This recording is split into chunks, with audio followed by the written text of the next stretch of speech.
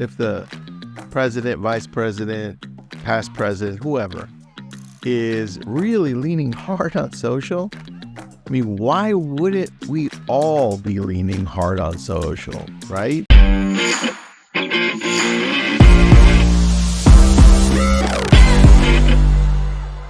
You know, this should be the 47th episode because at the time of this recording, we're going to be electing the 47th President of the United States of America tomorrow.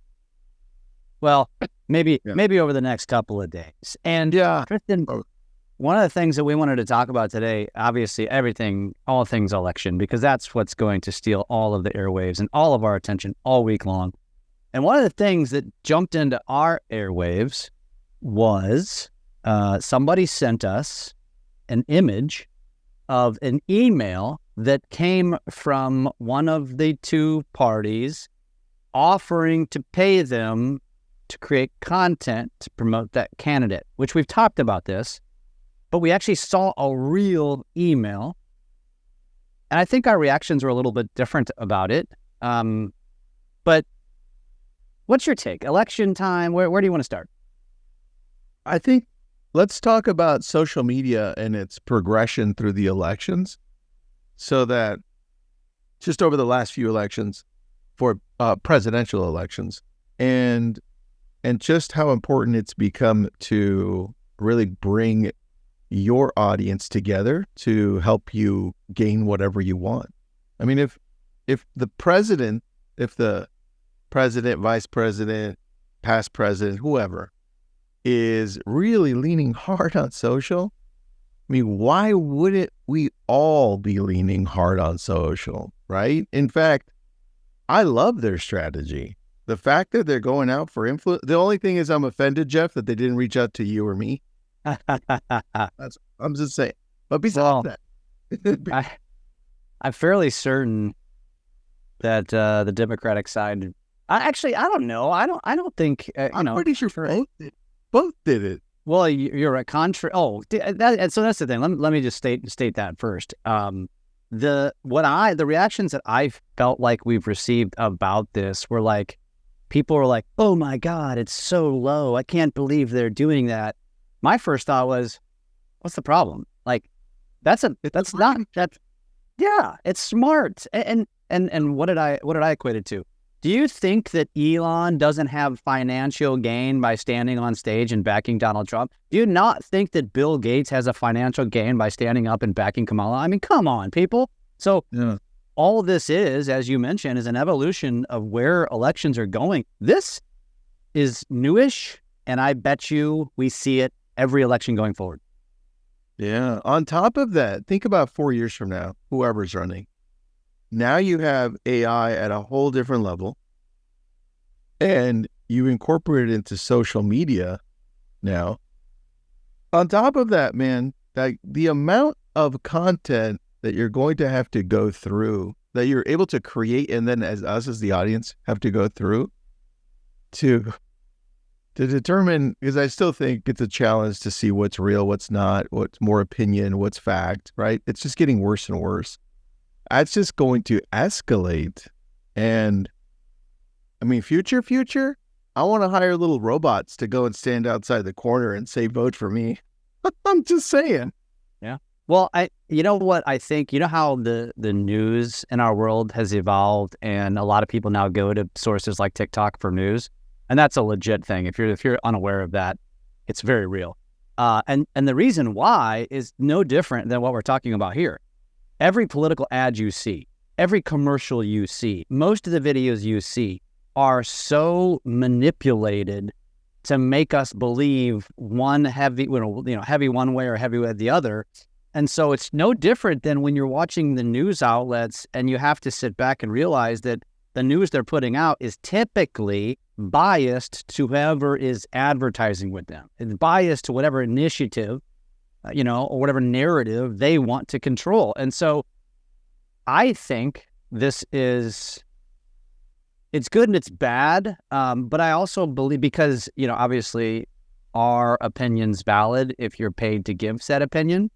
But I also believe that when you talk about influencers, and I think what you're going to see in coming elections, you're going to see a lot more micro influencers, like people like you and me, that maybe not you and me, but for an example, that get chosen for this because we are authentic, believable people. And if Jake Paul comes out and says, I'm voting for Donald Trump, well, come on. We know that there's financial gain, right? But if it's the little people that are doing it, I think it'll actually carry more weight, just like we go to TikTok for news, because that quote unquote little person has no skin in the game. And so they're giving the news as they see it. Yeah, we do. It's interesting, man. We do go to social now for news. I know that I go to different channels for different things. So I'll tell you, I go to X every morning to go get real estate news and typically market news, like financial market or real estate updates, interest rates, where the markets are going. That's where I go for that. And then I typically go to TikTok for more localized news and opinions from people I follow. It's an interesting thing that we really need to understand better as content creators if we want to connect further with the audience we want to connect with, right? How do people consume this content that we're creating? And why do they go to our places? And YouTube, I think, is the big winner of all, right? Because that's when somebody really wants to dig in deep. I'm assuming, Jeff, I watch your video and you tell me something went on in the Ozarks and it's a big deal. And I'm like, oh shit, but you only gave me like a 3-minute video and I want to go further. I'm probably going to go to YouTube. I'll check your YouTube link first, right? And be like, I wonder if he's talked about this further on his YouTube channel. And then I'll go to YouTube if I don't find it. So it's an interesting progress. And I don't know that Facebook and Instagram fall into the newer generations for this. They still capture the old generation as far as them going there for news. But dude, I don't hear any of the younger generations say, I'm going to Facebook to take a look at news or to hear what Tristan's got to say on Instagram, right? It's interesting. Yeah, I mean, it's interesting and also telling because there's a reason why the younger generations and even though I'm not considered that, I'm included in that. I don't go to Facebook because, dude, if I had a nickel for every time I've seen, I just saw one yesterday from our buddy Scott, who's very polarizing, has polarizing opinions, and doesn't care, right? He's one of those type of people. But he posted Scott Groves, and he said something to the effect of I forgot what it said, but it's like basically hadn't been on Facebook in a few days, and he got on it. And it's like, this is ridiculous. Like, but it's like, dude, the reason why your feed is completely filled with that stuff is because you consume that stuff and you engage with that stuff and you watch that stuff and you read that stuff. And man, it blows my mind. Like, we're still to this day, 10 years later, we were talking about this. We've been talking about this for years. You can control what you see on your Facebook feed, and you control it by how you engage with it. And so if you're seeing girls in bikinis and you tell your wife, oh, no, I don't watch that stuff. Bullshit. Yes, you do. That's why it's there. And if you see, a controversial political post, it's because you consume it. And so, I thought about that the other day because somebody randomly said, so how you and I coach different brokerages or teams, right? So I'm coaching this guy who has a brokerage, and he goes, Tristan, I don't know why. When I go to my Instagram for my brokerage, on the back end on the search, there's like all of these ladies with bikinis and stuff. And I'm like looking at him like, I don't know why either, man. I don't know why. There should be why didn't you tell him? I did tell him. I'm like, Joe, you know what? You can't do this. Let me explain to you how this works. And you know what the challenging part is?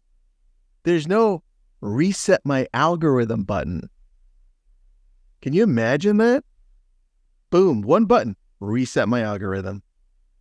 That would be awesome. Yeah. But you can do that pretty easily.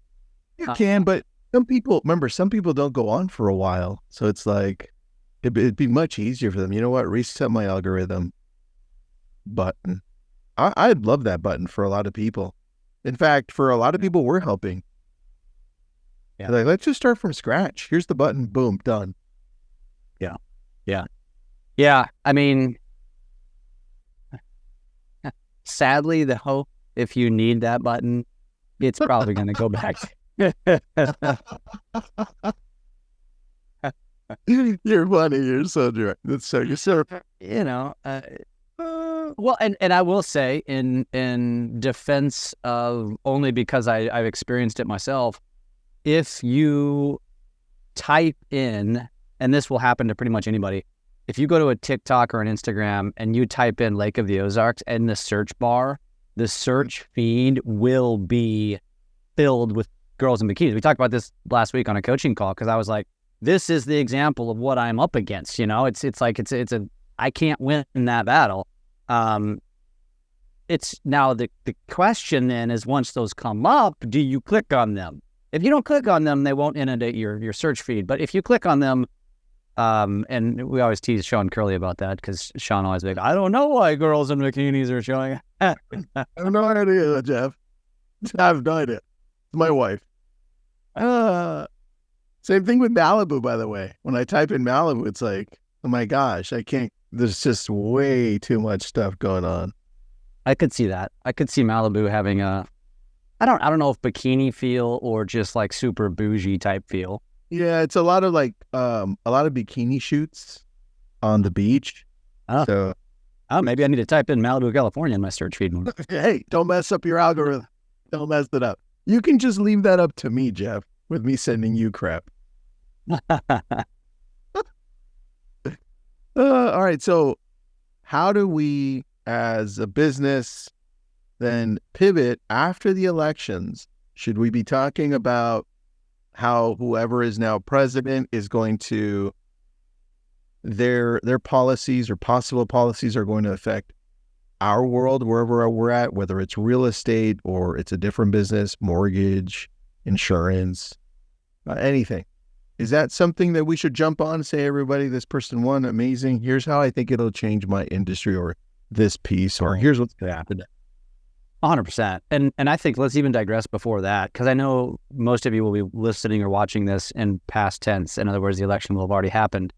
But let's talk about real quick for future years, because I think there is some opportunity. And Tristan, I don't know if you're doing anything, but my posts over the next 3 days, so Sunday, Monday, Tuesday, are all going to be politically driven by design, with a message that I want to share, which is, I posted a long video last night, and it was really just talking about how does who's president really even matter, which it goes back to the question you just asked. Or where? Instagram and Facebook. I think I tagged you. It's a long one, but the premise of the message is stop blaming the president for your life's misfortunes and take accountability, because at the end of the day, I've been through, 8 different presidencies, and I can honestly say that not one of them has really impacted my life. Now, they've had impact on economic factors, but the president itself is not the reason why I've either failed at things or succeeded at things. And we need to start looking at it that way and stop getting so up in arms over who's going to be the president, because here's what's going to happen on Wednesday. Life's going to go on, and your life's going to continue to go on. And you have to decide whether or not you are going to blame these factors on your misfortunes, or if you're going to do something about it. And so that was my message. And it ends with talking about, let's be kind. It's all about kindness. And then today I'm going to share a post about an interaction that I had with somebody who disagreed with me on a TikTok post. And there was 30, I think I counted 33 between he and I, back and forth 33 times. And never once did it get disrespectful. Never once did either one of us get ignorant. And we disagreed the whole time, but it was a very respectful the way a debate should be, right? And so I want to share that just to prove the point that it doesn't always have to be that way, and we can be that way, and we can be the driver. And then tomorrow, Tuesday, I'm going to just share something funny, but reminds people, let's be kind to each other, regardless of who gets into the office. Let's a reminder to be kind. And I say this because it's probably too late if you're already listening to this, but I do believe that for those of you that kind of want to dabble and dip your toe in the water in the political arena, this is a safe place. It's a great place to stay neutral and also remind people that we have a duty to the world and to our lives and to the people around us to be kind, and don't let politics divide us, and don't let politics control negative emotions. Instead, spin those emotions into something positive. And now, to your question, you should absolutely be talking about the election over the next couple of weeks, and impacts on your industry, impacts maybe on your life, and maybe if you agree with me, even talk something to that effect. Because again, I believe that I believe that there's a small minority of human beings, of Americans, that the elected president actually impacts, and it's a very small segment. And one could argue, somebody could come into my comments and argue that unborn babies fall into that category, depending on which way you vote, right? If your state, that's because that's a big deal, abortion, right? But at the end of the day, I don't know, Tristan. I'm not that educated about it. I think that the segment of people that feel the most impacted by who the president is or isn't would probably be on the gay and lesbian side, if I had to guess. Maybe transgender, that sort of thing. And I would bet, could be very wrong about this, but I would bet that a very, very small percentage of that segment of population is actually impacted whatsoever by whoever is chosen as president. Just my opinion. But when I'm just going off what I see, but I feel like the most controversial topics, that's one of them. Abortion's another one. Yeah. What is another topic or two that's just super? I think they all fall under values, like the conservative values versus more liberal. And so when you have a leader who goes in, regardless of who is chosen, who goes in and then stands up and says, hey, let's be more like this, and let's be less like this, right?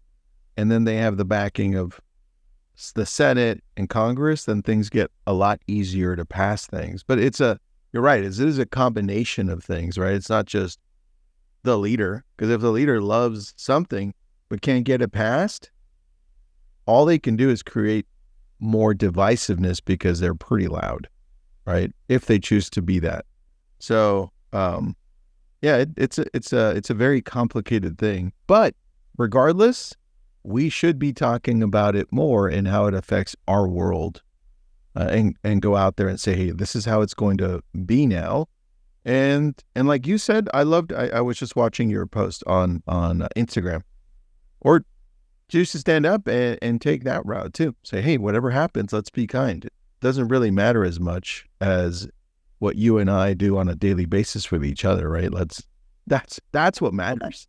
And that's the point of my video today. It's like, it's okay to disagree. I have this debate with my wife sometimes too, because it's like, there's people in our family. It's created divisiveness in our family. And I said, it's so ridiculous, because I remember you told me that. It's at the end of the day, like, I don't lose sleep or dislike you anymore. I disagree with your opinions, and we have different narratives on our lives and different avenues that we go. And hey, that's okay. Like, it doesn't matter if a Democratic president gets voted in or a Republican gets voted in. And it's like, I don't know, man. Again, look at the presidents that you and I, and we're the same age. So we've seen, Bill Clinton was our first. And then what was it? Or it was Bush. Yeah, Bush 2. Then it was Obama. Who's the other one? And then it was it Trump after Obama? Mm-hmm. And then Biden. And so it's been 8 presidencies, but only 5 presidents. But still, it's like, that's a really decent mix right there. I mean, you go from a liberal Clinton to a hardcore conservative Bush, back to a liberal and Obama, back to a conservative. I mean, it's like, and at the end of the day, it's like when I look back at the last, what are we, almost 20 years from when we turned voting age, it's like, I get all worked up about who's going to be the president, but at the end of the day, it doesn't matter. Then it's all back to business right after. Yeah, it's back to life again, and it's just silly, man. I think it's silly. I don't know. I think you're a leader. You're a leader of the kindness train. You always have been, and I've told you this. I've jumped on that train with you, and I think this is a great time to share that narrative. Kindness. Who's going to tell you to go, fly a kite if you're, and if they do, fuck them, and your audience will come to your defense. So it's safe. It's a safe play, but it's a good play. I agree with you, man. That is the right way. That is the right way. What are you going to do?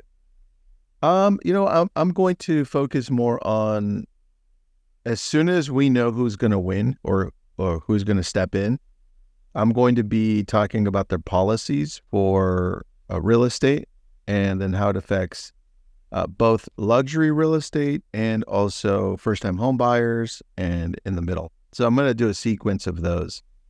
And those have been performing pretty well.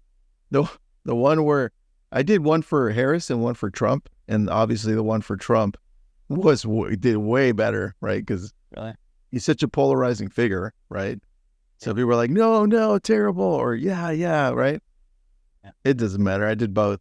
I'm going to probably just stick to that. They perform pretty well, and I get some great questions that I can answer more, right? Because they're like, hey, how would that work? And I'm like, oh, let me tell you. My advice to anybody listening too is, to me, what Tristan's talking about is obvious, but what you should not sleep on is creating content talking about local issues, which is the point of my messages, because I'm very pro Amendment 5, which doesn't affect Tristan, and it affects people in Missouri. I'm pro Amendment 2, which approves sports gambling. So things like that, but that's a Missouri issue. And I do believe that a lot of us are sleeping on that because we're so hyper-focused on the president. And really, when it comes back to the whole organic strategy of reaching a intentional audience, talk about the issues that affect your state, your city, your community, and give your opinion, because that's when the algorithm is going to pull in the right people. And it's not too late. You can talk about the after effects of the things that are on the ballots in Indiana. Brian, got it in there. We got it in there. You got Brian. I was about to say. I like it. All right, that's a wrap, guys. Thanks for tuning in. Thanks, Jeff. Let's see. We don't know who's winning yet. So let's go enjoy the shit show. Have you, by the way, let me ask you this question before we end, for those that stuck around this long. Have you seen any of the content? Neil Dinger is one of the one putting it out there, and I respect him and respect his content, who's talking about, because he talks about financial stuff, and investments and things like that. And he's talking about how, because of the moves that they're seeing on Wall Street, it basically tells them, whoever them is, that Trump's going to win. No, I haven't seen that. Interesting. They're basically saying that the same financial moves that you saw post-Trump winning the last election, you're now seeing them pre-election, which is making people assess that people with money know things we don't know, and that it's basically saying, we know Trump's going to win based on this money movement. Interesting. Yeah, I don't know how much truth there is to that, but I mean, if you know, then, well, my first reaction was, where can I bet on this? Where can I get a bet? Go to Vegas to bet for sure. What are the odds? I like. Yeah, well, and Neil's in Reno, so he is a Nevada guy. But yeah, if you haven't seen that, you should go check it out. It was a recent video last week that Neil did. It was a good video, but yeah, I'm gonna check it out. Thanks, buddy. See you next time.